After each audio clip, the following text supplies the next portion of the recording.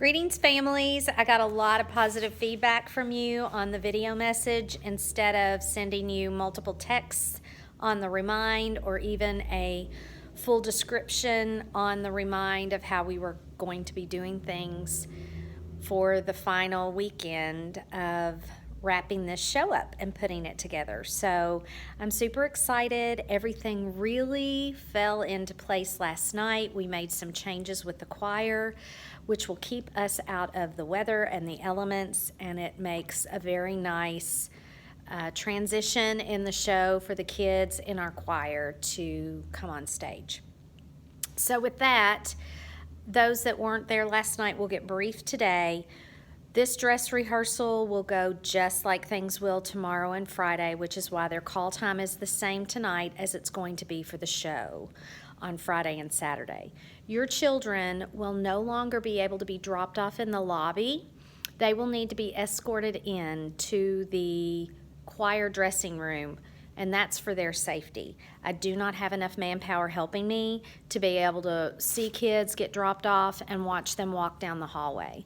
So I hate that for any inconvenience for you, but again, everything I do in mind with your child's safety. So you'll need to bring your children in. They need to be in the choir room at 7 o'clock. That's their call.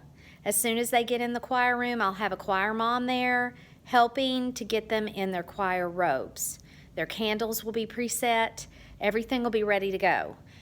We will be walking those children up the hallway to the theater, and they will enter from the back of the house, whereas Sunday through Tuesday, we practice them leaving the choir room and walking outside to the backstage of the theater. We're not doing that anymore.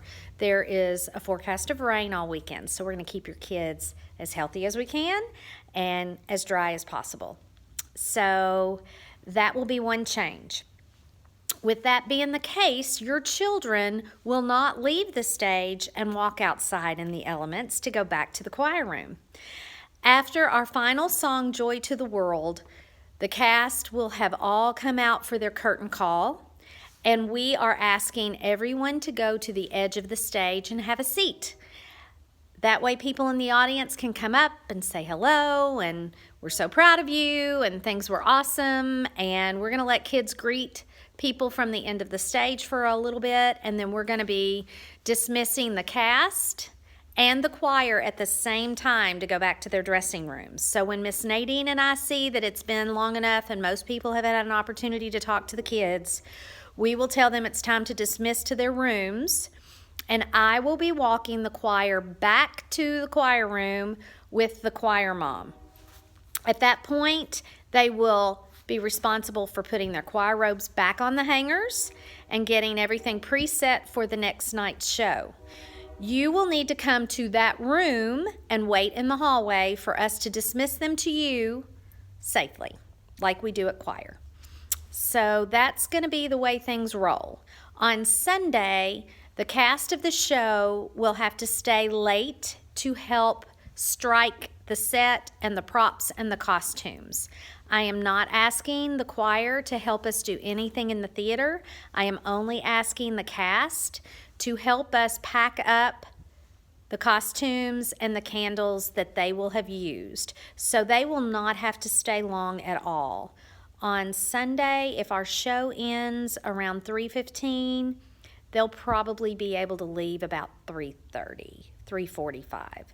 So again, you'll have to come to the choir room to pick those kids up starting tonight all the way through the end of our run on Sunday. Thank you for everything. You all have been so wonderful. You've worked with me and been very flexible about changing schedules. And as I mentioned to you in September, being a part of this show was a big, huge time commitment. And I so appreciate it because it really has made the show really wonderful.